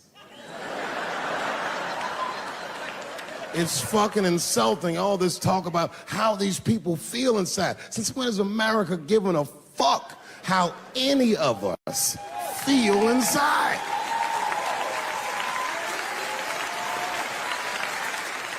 And I cannot shake this awful suspicion that the only reason everybody is talking about transgenders is because white men want to do it. That's right. I just said that. If it was just women that felt that way, or black dudes and Mexican dudes being like, hey, y'all, we feel like girls inside, they'd be like, shut up, nigger. No one asked you how you felt. Come on, everybody, we have strawberries to pick. It reeks of white privilege. You never asked yourself why it was easier for Bruce Jenner to change his gender than it was for Cassius Clay to change his fucking name?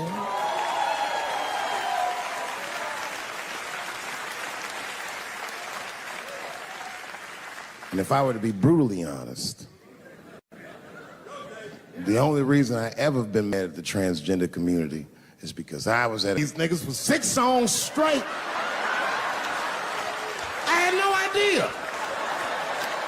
And then the lights came up and I saw them knuckles. I said, oh no! And everybody was laughing at me. Hi, world star.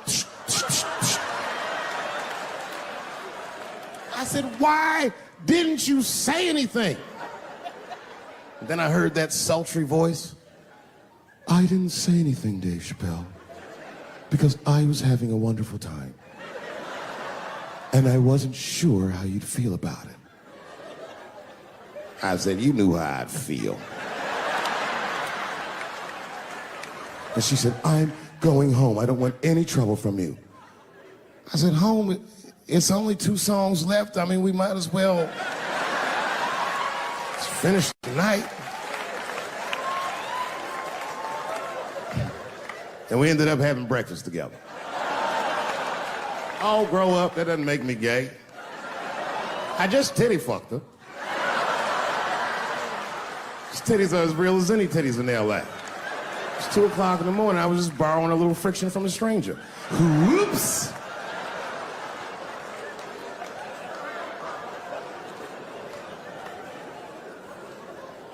It's the madness of youth. It's the types of mistakes that a man makes when he's young. I wouldn't even know that it's necessarily a mistake. It was a wild night out. But I don't do it like that anymore. I'm old. I'm 44 now. Thank you. first time in my life I've ever like started to physically feel my age. It's tough, man. You know how I know I'm getting old? This is embarrassing, but I was in my hotel room. I'm not gonna lie, I was jerking off, like. And I was like really sweating it out. And this is when I knew I was old. I just gave up in the middle, like nothing even happened.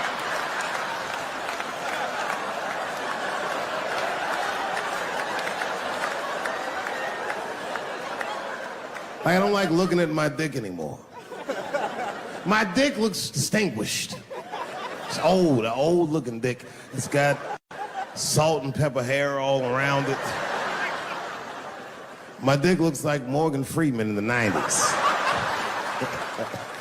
Without the dots. My dick narrates. Dave pulled me out and started jerking me around and jerking me around. But not with the same vigor as when he was young. He and I both knew nothing was...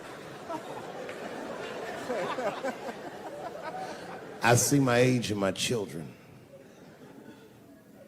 I came home from the road. This is not long ago. I've been gone for, if you can picture, I was gone for weeks and weeks. And when I came back, nobody was home. Now, one person in my family thought that maybe I'd like to see them when I got back. Like, they knew when I was coming back, but they just weren't home. And that shit was a wake-up call. You know, like when my kids were little, and the tour bus would pull up to the house, these motherfuckers would spill out. Dad is home, hooray! And they'd hug me and kiss me, and then as the years went on, they'd get less interested. Hey everybody, look, it's Mr. Promises back from the road.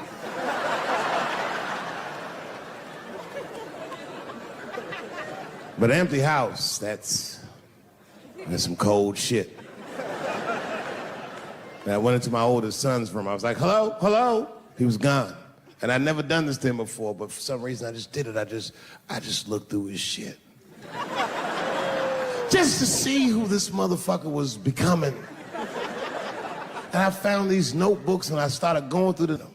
Written as his handwriting. I didn't even know this nigga wrote poems. And then I looked through his drawers and I opened up his middle drawer.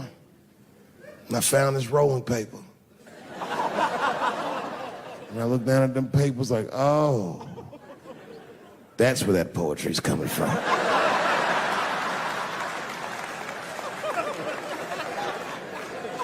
And that shit broke my heart. I mean, I smoked weed, but I mourned my son's innocence. And I cried a little bit. And I took his papers upstairs to my room. Rolled some weed that I'd hid from the family. And I got really high. And then I got paranoid, so I put his papers back how I found them. So he wouldn't know what I was up to. This nigga won't even know that that happened until he sees the special. Yeah, nigga, I found your papers. He's a cold motherfucker. Let me tell you, this kid is only 16 years old. Listen to what he did to me. This motherfucker calls me up in the middle of the night. It was 1 o'clock in the morning. He goes, Dad, don't be mad. I knew something was, what's going on? He said, listen, I'm fine. And don't forget, you told me to do this. I'm at a party, and my designated driver had too much to drink. And me and my friends need you to come pick us up. I said, Jesus Christ, it's 1 o'clock in the morning, nigga. I am shit-faced.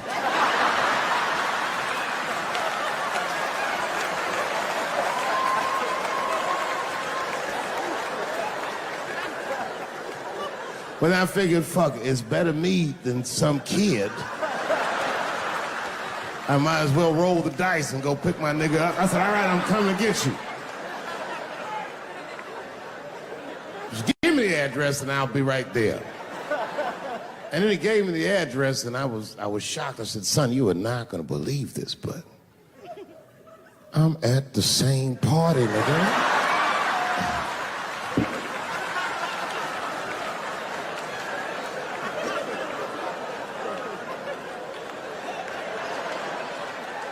They grow up fast, don't they? Can I ask you a weird question? I want to make you feel uncomfortable. You don't have to answer it, and if it doesn't go well, we'll just edit it out anyway. Is it weird to be the only white people in a row?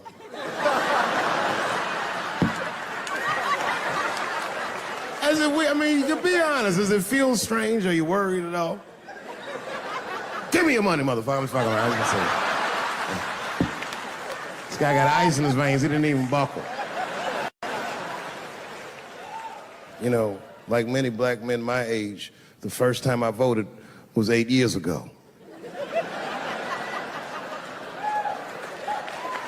Right. I saw Obama on TV and said, oh, I'm voting for this nigga. I remember the day I voted for Obama. I voted in Ohio, and my vote matters in Ohio. Ohio is a battleground state, but when I pulled up to the polls, all the soldiers were in line. There were so many black people in that goddamn line, I didn't even know it was a polls. I thought it was a check cashing place.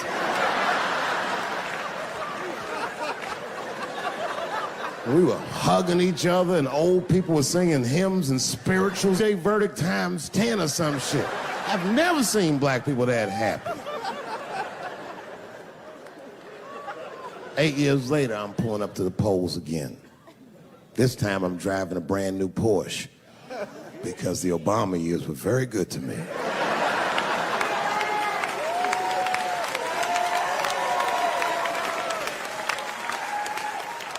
I was early voting, and when I parked my car, I figured out something that it would take the rest of the country another week to figure out. I understood that Donald Trump was going to be our next president because in Ohio, unlike D.C., you could see the results in the parking lot. Saw these goddamn pickup trucks and tractors and shit.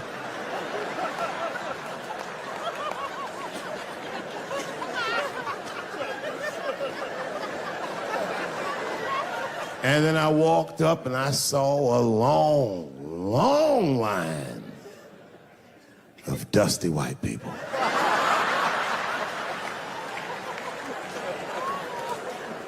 Yes, ladies and gentlemen, these were the poor whites. And I must tell you, I've never had a problem with white people ever in my life. But full disclosure, we've gotten a lot of trouble out of them. And I've never seen so many of them up close. I looked them right in their coal-smeared faces. And to my surprise, you know what I didn't see? I didn't see one deplorable face in that group. I saw some angry faces and some determined faces, but they felt like decent folk. No, they did. In fact, I'm not even lying, and I didn't sound fucked up, but I felt sorry for them. I know the game now. I know that rich white people call poor white people trash. And the only reason I know that is because I made so much money last year, the rich whites told me they say it at a cocktail party.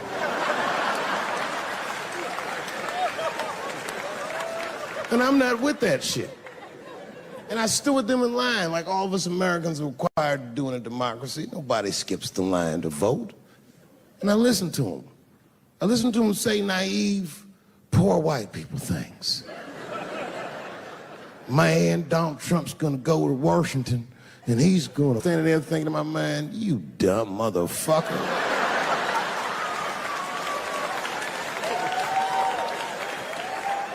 You are poor. He's fighting for me.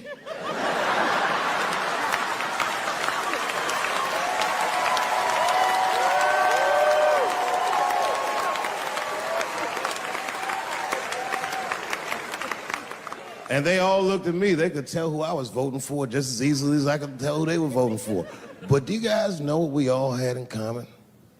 Not one of us, not a single one of us, looked like we felt good about what we had to do in that booth. We were just doing our goddamn duty. Yes, I voted for Hillary Clinton. Of course I did. I voted for her because I liked what she said vastly better than I liked what he said. But to be honest with you, at that point, that shit was like watching Darth Vader do the I Have a Dream speech. That bitch is mean as hell. She'd already Karate Kid swept Bernie Sanders' legs from underneath him. Boy, it was hard voting for that shit. But it was the lesser of the evils. I know you were a Clinton supporter, Miss I am sorry for her, but it didn't feel as good as it should have. She was gonna be our first woman president. They were gonna make coins out of this bitch.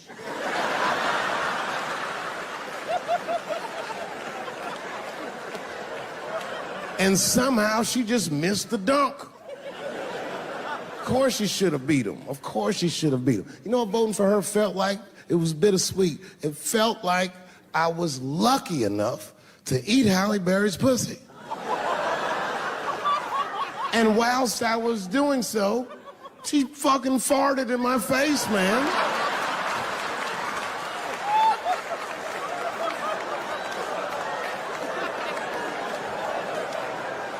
Now you understand, I'd still do it. But boy, I wish she didn't fart in this great nation's face. I voted that day, and then that same day I flew to New York City. I had work. That night I was in a comedy club in New York, and I said to an audience almost exactly what I just said to you. And I didn't know that there was a journalist in the room. And this journalist wrote an article. The headline of the article said, Dave Chappelle is an avid. Yeah, I had no idea the paper said that. And you know how I found out? My wife called me from Ohio the next morning in a goddamn panic. David, what the fuck is going on in New York? I said, I'm being good, but what have you heard?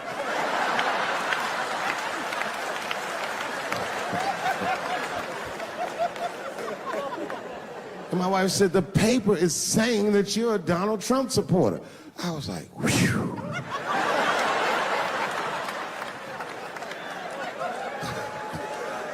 I said, don't worry about that shit, baby. Nobody in their right mind would believe that. And she said, no, David, people believe it. And then she started reading the comments to me. Oh, they were terrible. All these black people calling me all kinds of Uncle Toms and shit. I should tell you, buddy, this is a very serious allegation from one black to another. I was incensed. Uncle Tom? How am I Uncle Tom, nigga? You the one that reads The Observer? Anyway, all this shit goes down around, and now Trump is the president, and I'm hosting Saturday Night Live.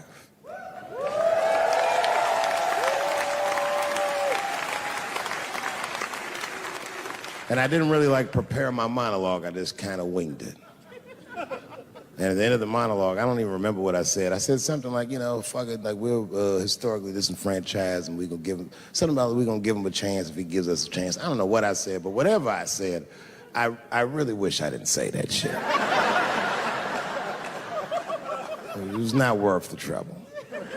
Now I walk into the barber shop and all them black people just be looking at me like, yo, Dave, what's up with your boy? Yo, nigga, yo! Not my boy. Because I don't care if you're a Republican or Democrat, if you support him or not, any objective person is going to have to admit that this motherfucker is having a terrible go of it. He really is. We've had presidents before that have done bad jobs, but this shit is worse than a bad job. It's scary to watch. Holy shit, it's like seeing a crack pipe in your Uber driver's passenger seat. The fuck is wrong with this guy? Yo, he is lunching, nigga. I watched Donald Trump in a press conference, and this motherfucker had all the media gathered, and this nigga literally asked the media to their face to stop finding shit out. I was like, yo, this motherfucker is bugging. And then, I'm not even making this up, his lips started sweating. His lips. Have you ever seen a motherfucker's lip sweat? What the fuck is wrong with this nigga's lips? It's like if you're on a plane, right? You ever been on a plane? I get scared to fly. I do it all the time. I be scared on there. And sometimes the plane will hit turbulence. And then I get nervous. But I always look at the flight attendant, and she looks calm, and it makes me feel calm. But if that bitch's lips were sweating, it's terrifying. Like, yo, nigga, why are your lips sweating? What do you know? And then, I'm not even making this shit up. This motherfucker grabbed the podium. He goes, you don't know how scary the things I read in my briefings are. What's that, bro? That's bad leadership. Even as a parent, you think I'm gonna sit my kids down? Hey, little man, come here real quick. I just wanna holler at you for a second. Yo, I'm 3 months behind on the rent, nigga, and I am worried. Very worried. Go to school and have a productive day, nigga. I was just thinking out loud, getting some shit off my chest. Like, what the fuck are you doing, bro? This is bad, man. Jesus Christ. All this motherfucker's ideas sound like high people ideas. Like, he doesn't think these things through before he tells us. He just tells us what he's thinking as soon as it occurs to him. This shit sounds nuts. I'm gonna go to China, and I'm gonna get those jobs from China and bring them back here to America. For what, nigga? So iPhones can be $9,000? Leave that job in China where it belongs. None of us want to work that hard. What the fuck is he thinking? Because I don't want to make them shits. What the fuck are you doing? Stop trying to give us Chinese jobs. I am going to bring back coal. Coal? I'm not even exaggerating. I have never in my life even seen a fucking lump of coal. I honestly don't even know what coal is for. If you're gonna have motherfuckers digging around in the dirt looking for shit, find me some truffles, nigga. That's what I'm about. And these truffle prices are getting out of control. If it gets any worse, I'm gonna be back down to regular butter like everybody else. Terrible, terrible job. This motherfucker hit North Korea with rap battle threats. Fire and fury, like, yo! Yo, what are you doing?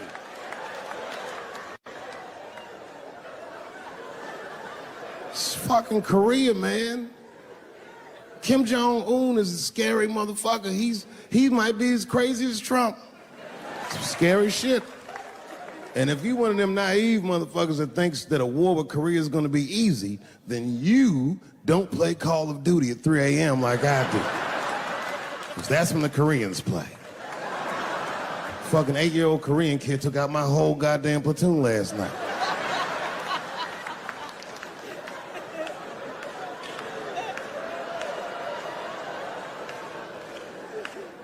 I've never seen somebody in an office so high with the most just basic fucking solutions. Like, you know, we should not let any more Muslims in the country till we can figure out what's going on. Did he just say, figure out what's going on? Who doesn't know how to do basic math? Let's count it out, okay? There's been 17 mass shootings in the United States. 4 of them were done by Muslims. None of those 4 Muslims were from any of the 7 countries in your stupid ass original band.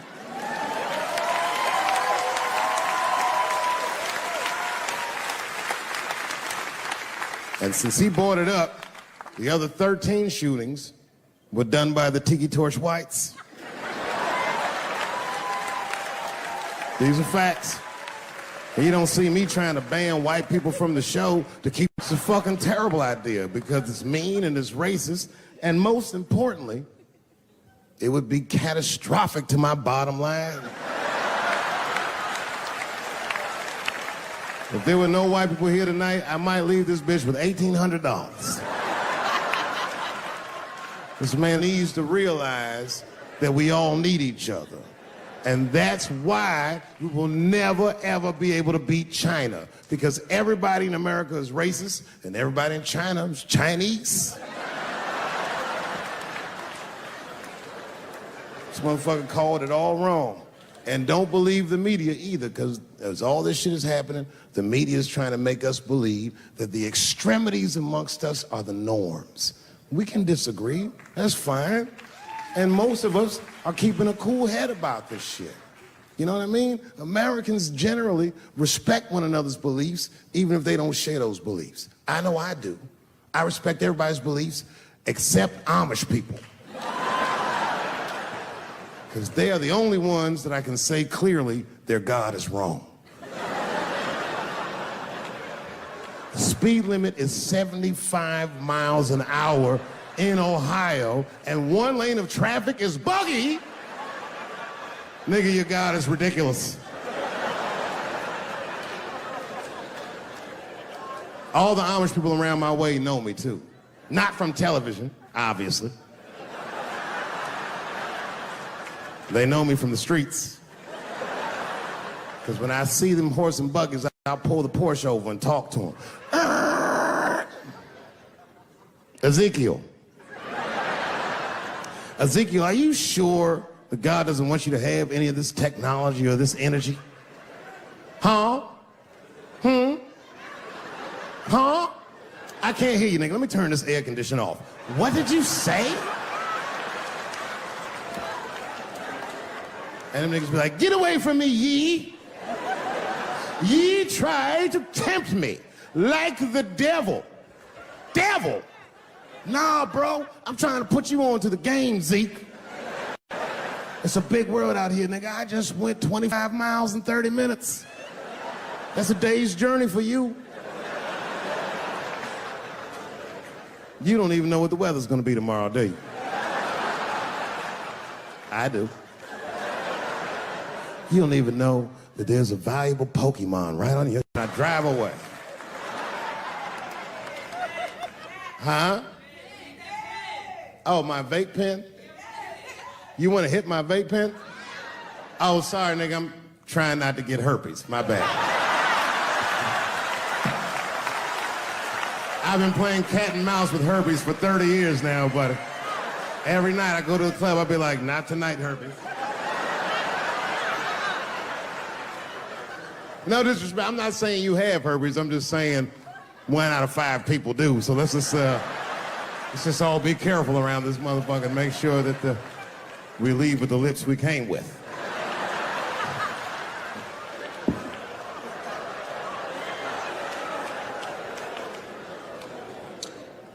Sometimes I think that the media is hard on Trump, because I'll see shit that they get on him about that doesn't seem bad to me. I mean, a nigga got on Trump about not staying in the White House enough. Who gives a fuck? This motherfucker was rich. Used to shit in a gold toilet. It's true. I don't know if you've ever been to the White House. It looks like a very nice place to work, but I wouldn't want to live in that Scooby-Doo ass house either. That shit's terrifying looking. Imagine you trying to jerk off.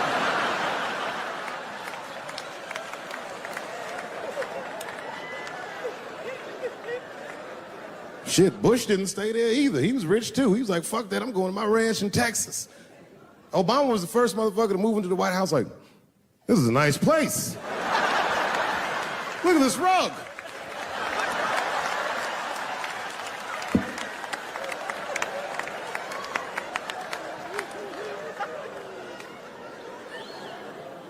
The media got on him about putting Jared Kushner in his cabinet, and I didn't think that that was the worst thing he'd done. I mean, it was still early, and I mean, it's not unprecedented. Kennedy had his brother as the attorney general, right? And this motherfucker's a Washington outsider. To be honest with you, I'd probably do the same thing.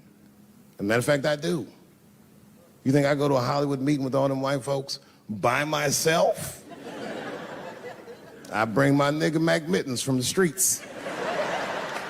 I don't even know his real name. Everybody just calls him Mac Mittens. But I know he's not qualified to even listen to these meetings, but this motherfucker just makes me feel good.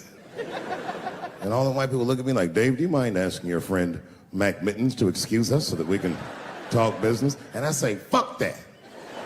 Anything you say. And he listened to the whole meeting. And when they done talking, I just look over at Mac Mittens, and if he gives me the signal, meow, meow,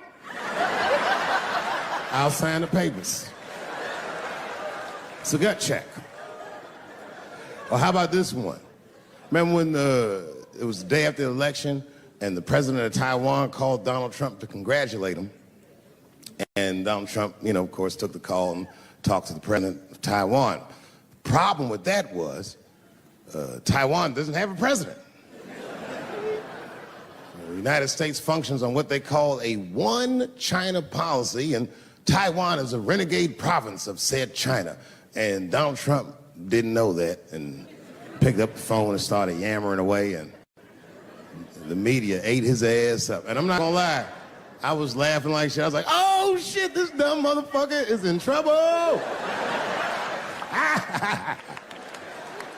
And then that night I was in bed drifting off to sleep, and then I had to admit it to myself. I was like, I didn't know that shit either.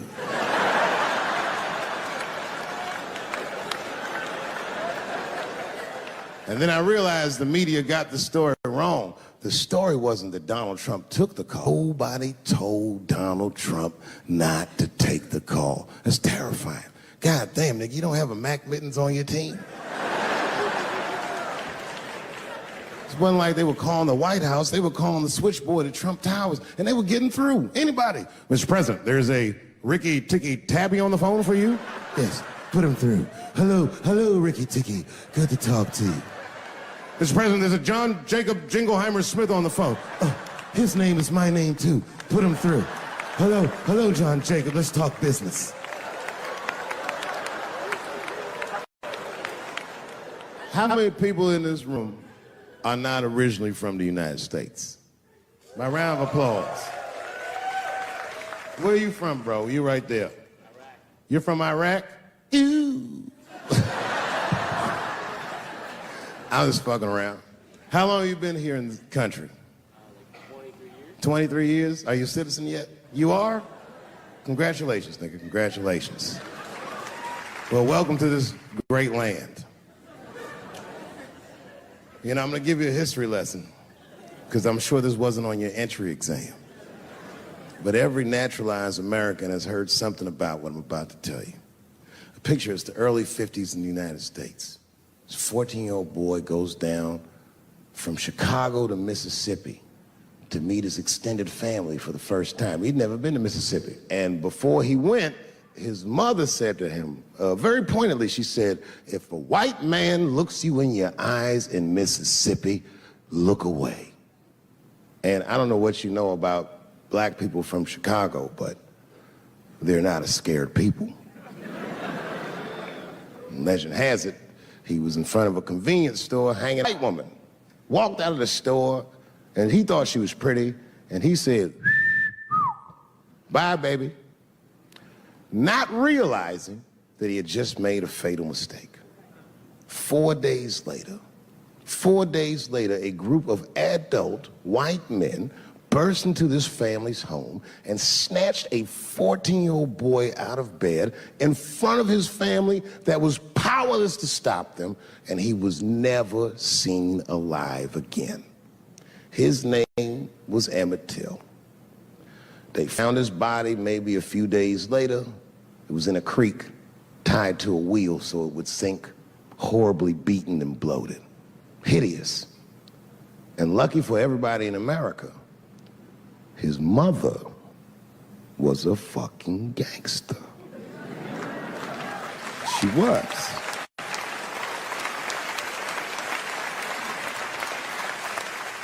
If you can imagine, in the very midst of a mother's worst nightmare, this woman had the foresight to think about everybody. She said, leave my son's casket open. She said, the world needs to see what they did to my baby. And every publication here in the United Times had this boy's horribly bloated body on its cover. And if our civil rights movement was a car, this boy's dead body was premium gas. This was a very definitive moment in American history where every thinking and feeling person was like, ugh, we gotta do better than this. And they fought beautifully, and here we all are.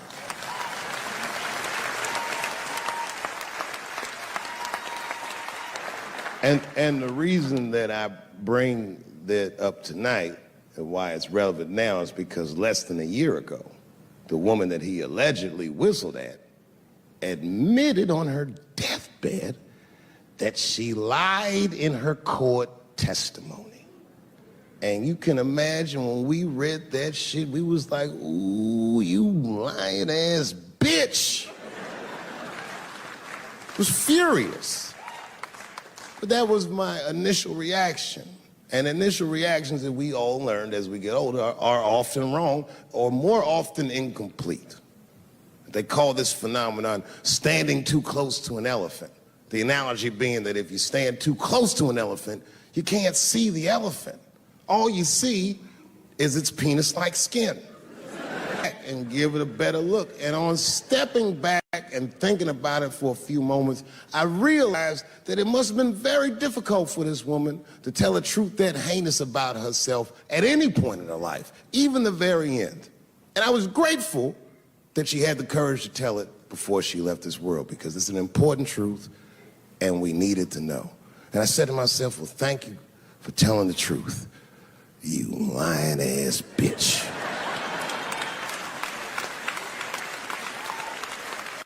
And then time goes on, and then after time, you can kind of see the whole elephant. And it's humbling, because you realize that this woman lied, and that lie caused the murder.